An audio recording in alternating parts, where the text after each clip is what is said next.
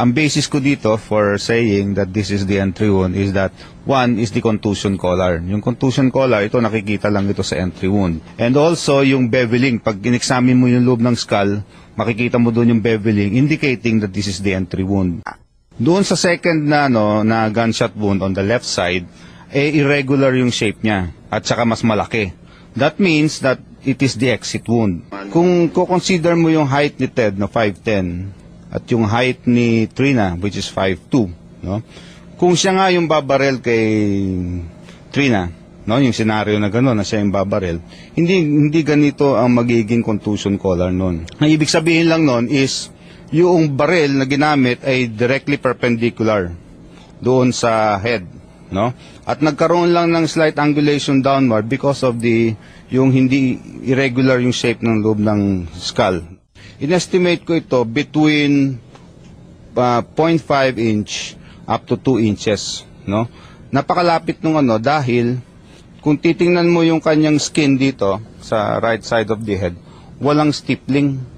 Wala kang makikitang sunog sa balat niya, indicating na medyo malayo ng konti yung Mukhang dikit na dikit yon.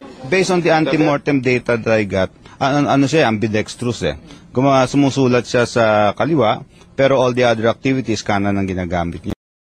Implication of a contact gunshot wound of the head.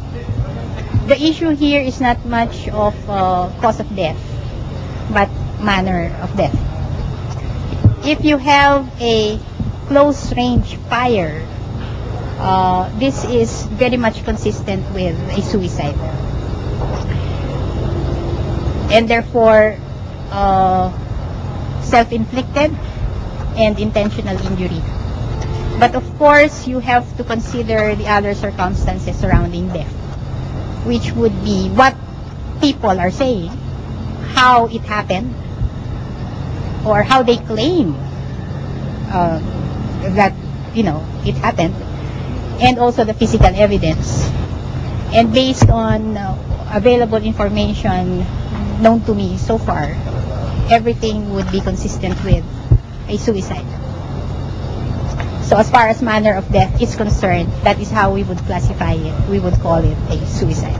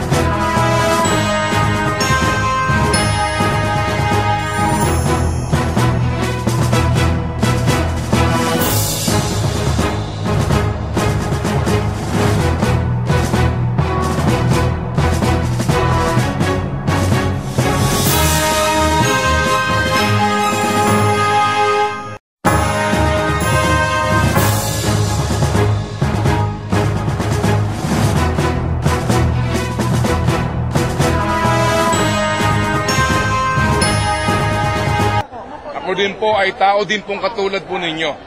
Unawaan niyo po kami, ang lahat po ng tanong na legal, sagutin po ni Atty. Molo at ni Atty. Christine. Hindi naman pwedeng magkaroon ng obstruction of justice na walang krimen na na-establish. Meron talagang tinatawag na privileged communication between husband and wife. Pero hindi totoo na hindi kami nag-offer na ipakita ang nilalaman, pero totoong hindi namin binibigay because of the privileged communication na rule nga.